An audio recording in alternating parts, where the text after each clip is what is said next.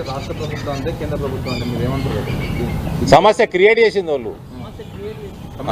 ఇంత మంచి system media మిత్రులు, ఇంత మంచి సిస్టము 2014-15లో 24 లక్షల టన్నులకు వెళ్ళి 2020-21లో 1,41 లక్షల టన్నులు ప్రొక్యూర్ చేస్తే కేంద్రము ఇంత బ్రహ్మాండంగా నడిచే సిస్టమ్కి బ్రేక్ ఎందుకు పడ్డది? ఆయన మొత్తం కేంద్ర ప్రభుత్వమే కొనుగోలు చేస్తారు కదా, రైస్ బస్తాల కానుంచి అమ్మాలి కూలి కానుంచి. మీ దగ్గర ఒకవేళ ఎక్స్ట్రా ఉన్నా కూడా దానికి కిరాయి కూడా కట్టిస్తారు కదా మీ రైస్ మిల్లో ఉన్నదాన్ని కూడా.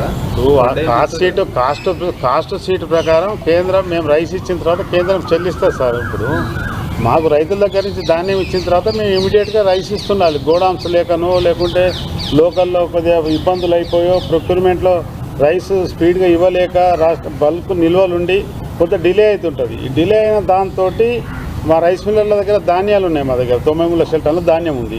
మళ్ళీ రేపు నవంబర్లో 1,20,00,000 పంట రాబోతుంది. రేపు ఏప్రిల్లో ఇంకొక 1,20,00,000 రాబోతుంది. మా గౌరవ ఎంపీ గారికి రిక్వెస్ట్ చేసేది అంటే రాష్ట్ర ప్రభుత్వం మీద ఏదైనా ఉంటే నోటీసులు ఇచ్చారు, దాని ప్రకారం చర్యలు తీసుకుంటుంటారు, చేస్తున్నారు. మేము కోరేది ఈరోజు మా 3,400 పరిశ్రమలు మూతపడ్డాయి. మాకు 30 లక్షల మంది మమ్మల్ని నమ్ముకున్నటువంటి కార్మికులకు రోడ్డును పడుతున్నారు.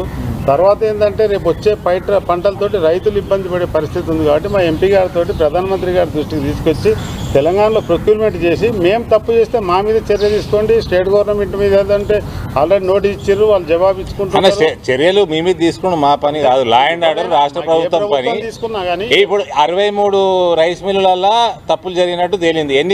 ఎన్ని రైస్ మిల్లు కేసు బుక్ అయినాయి అంటే దాంట్లో కూడా సార్ 63 రైస్ మిల్లలో తప్పులు తేలినాయి, నిల్వలు తక్కువ ఉన్నాయని వాళ్ళు మేము రెక్టిఫై చేసి చూపిస్తామన్నారు. పూర్తిగా లేవని నిర్ధారణ వచ్చిన దగ్గర 8-10 రైస్ మిల్ల మీద ఇమీడియట్గా క్రిమినల్ చర్యలు కూడా తీసుకున్నారు. ఇప్పుడు 63 రైస్ మిల్లల కేవలం 8-10 మీదనే యాక్షన్ తీసుకుంటే మరి 53 ఎన్నడు తీసుకుంటారు? పోయిన సంవత్సరం నవంబర్కి వెళ్ళి నడుస్తున్నాయి. పోయిన సంవత్సరం నోటీసులు ఇచ్చారు సార్. ప్రతిపాదనపై మీరు ఏమంటారు అసలు? చూడండి, ఇప్పుడు ప్రతిపాదనలు మేమేమంటాము, మేము అడ్మినిస్ట్రేషన్ కాదు, మేము పోయి ప్రభుత్వం అడగాలి.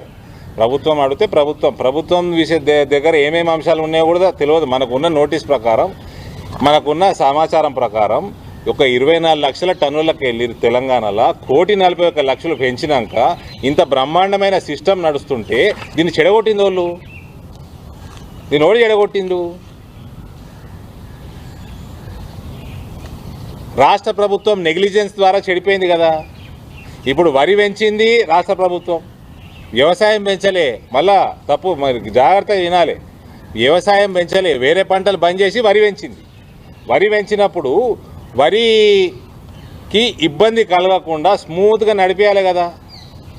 మీరు ఇంత బ్రహ్మాండంగా నడిచేదాన్ని మీరు ఎందుకు చెడగొట్టిండ్రు? 5% రైస్ మిల్లు ఎవరితో ములాఖాత్ అయి ఉన్నారు? వాళ్ళ మీద కేసులు ఎందుకు అయితే లేవు? వారు అరెస్టులు ఎందుకు అయితే లేరు? మరి మీకు తెలంగాణ రాష్ట్ర ప్రభుత్వం రైతుల మీద ప్రేమ ఉంటే మరి 5% రైస్ మిల్లుల కొత్త మొత్తం సిస్టమ్ కొలాప్స్ అవుతుంటే వాళ్ళ మీద యాక్షన్ ఎందుకు తీసుకుంటలేరు? క్రిమినల్ కేసులు పెట్టింది సార్, క్రిమినల్ కేసులు పెట్టారు, యాక్షన్ తీసుకుంటున్నారు. క్రిమినల్ కేసులు 65 rice mills state government scheme బంద్ చేసినాక 2 లక్షల టన్నులు ఎత్తింది. మళ్ళీ అది పంచదు, పేదలకు పంచుతామని ఎత్తింది, పంచదు.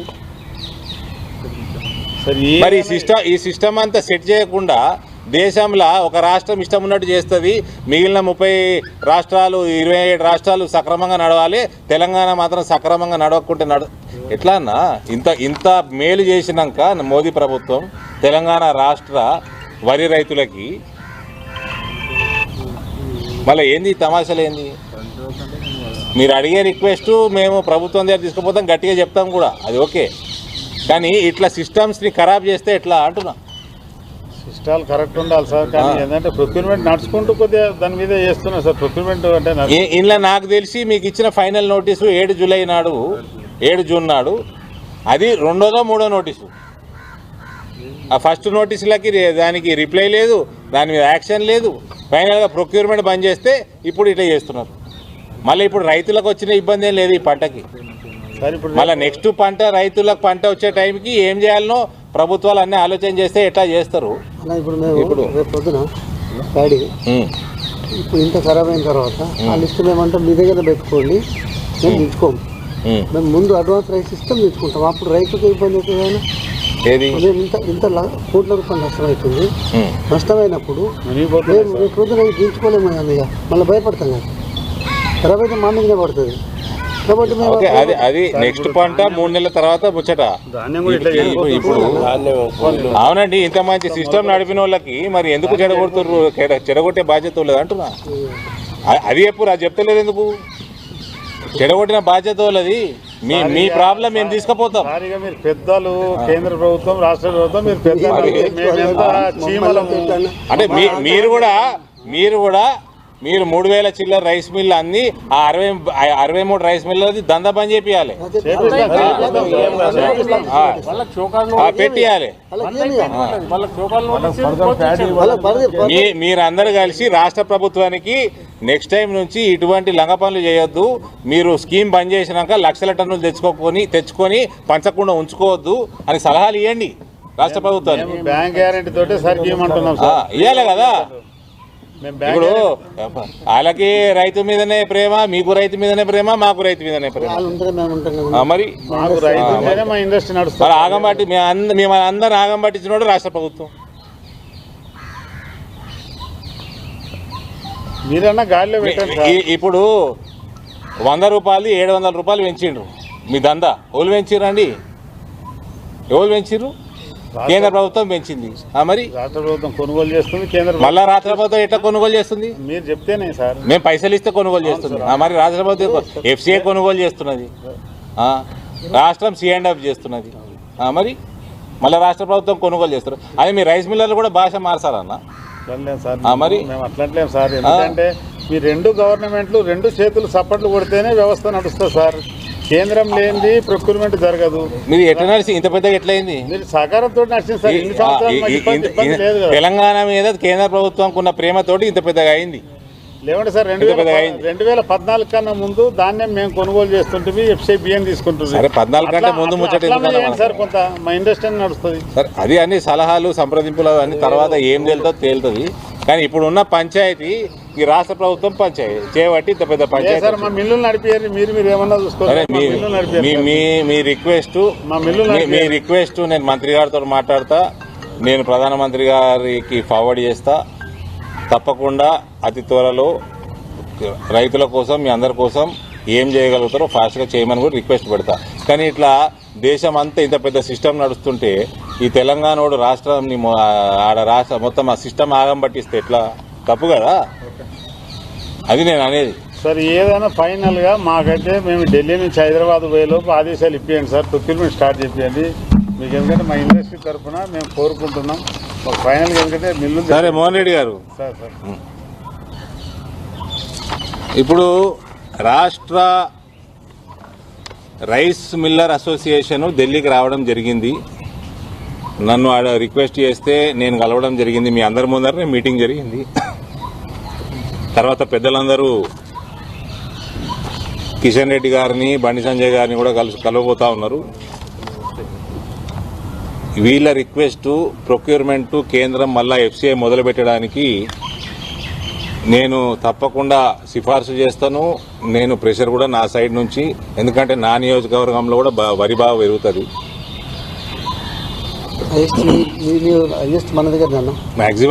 మ్యాక్సిమం నిజామాబాద్ పార్లమెంట్లో వరి సాగు నడుస్తున్నది. సో మా సైడ్ నుంచి పూర్తిగా మేము ప్రెషర్ బిల్డప్ చేస్తాం కేంద్ర ప్రభుత్వం మీద. కానీ మాకు మోడీ గారి ప్రభుత్వం మీద గర్వం ఉన్నది. 24 లక్షల మెట్రిక్ టన్నులది 1,41,00,000 మెట్రిక్ టన్కి ప్రొక్యూర్మెంట్ తెలంగాణ నుంచి చేసినాక కూడా ఈ కేసీఆర్ వాళ్ళ మంత్రులు మమ్మల్ని మాటలు అనడం, కేంద్ర ప్రభుత్వం మాటలు బాధగా ఉన్నది. మేము రైతుల మీద ప్రేమతోటి 1 కాదు 2 కాదు 700% పెంచినాం. 700% పెంచినాం.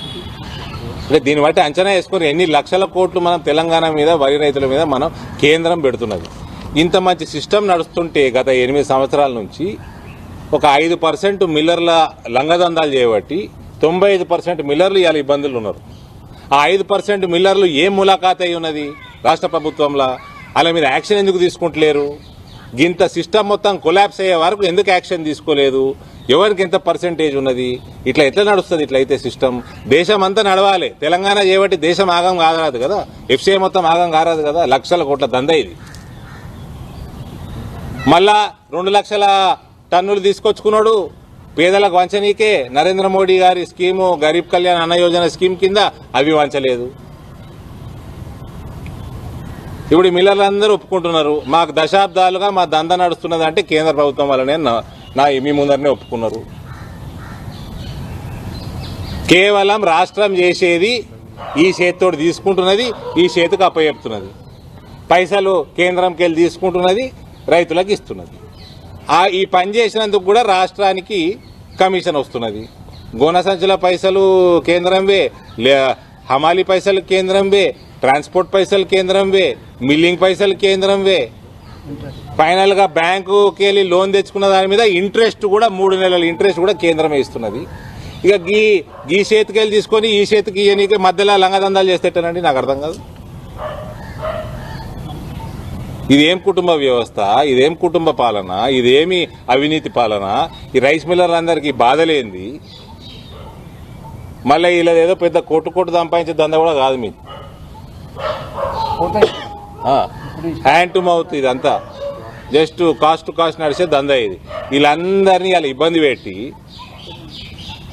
ఏం అవినీతి ఇది? మొత్తం దేశాన్ని, సిస్టమ్ని, ఎఫ్సీఐని, రైతుల్ని, లక్షల మంది వరి రైతుల్ని ఆగం పట్టించి మళ్ళా చెప్తా ఉంటారు మేము ఇంత పెంచిన. వ్యవసాయం పెంచలేదు తెలంగాణలో, వరి పంట పెంచిండ్రు. ఈయన 700% వరి పెంచింది నేను చూపించిన కదా. వేరే పంటలు పెరిగినట్టు చూపెట్టుర్రి, అన్ని తగ్గిపోతున్నాయి వేరే పంటలకు. ఏ ఒక్కటి పంట పెంచింది చూపెట్టుర్రు, ఒక్కటి పెరగలే పంట.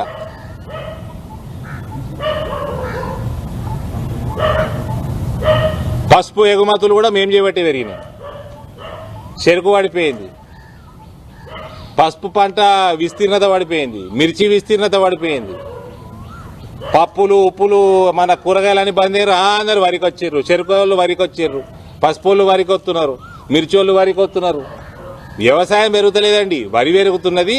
అది ఎఫ్సీఐ కేంద్ర ప్రభుత్వం నిధులతోటి దంద నడుస్తున్నది. వీళ్ళ 3400 రైస్ మిల్లు నడుస్తున్నాయి. ఇవాళ వీళ్ళందరూ పరిశాన్ ఉన్నారు. ఎందుకంటే ఒక కుటుంబ వ్యవస్థ, ఒక కుటుంబ అవినీతి, ఒక కుటుంబ దొంగ పరిపాలనల వల్ల మొత్తం రాష్ట్రం ఆగం. ఇది కథ. రైస్ మిల్ అసోసియేషను ఇలా తిప్పలు పడుతుందంటే ఇది కథ. సార్ ఫైనల్ 2 మాటలు స్టార్ట్ చేపిస్తామని చెప్పండి సార్. ఫస్ట్ దాంతో స్టార్ట్ చేయాలి. కేంద్ర ప్రభుత్వం మీద మా సైడ్ నుంచి నిజామాబాద్ ఎంపీగా పూర్తి ప్రెషర్ నేను కూడా బిల్డప్ చేస్తాను. చాలా చేపిస్తాను. నేను మా కన్సర్న్ మంత్రిని కాదు. ఒక్క మాట చెప్పండి సార్, ఒక్కటి అతి త్వరలో చాలా అయితందుకు పూర్తి ప్రయత్నం చేస్తాను. Thank you sir. నేను మంత్రిని కాదు అన్న.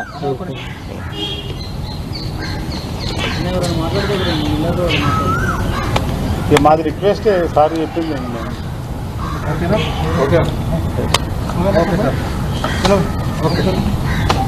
ఊరికే ఎందుకండి ముసుగుల గుద్దలాట మీ ముందరనే తెలిపోయింది.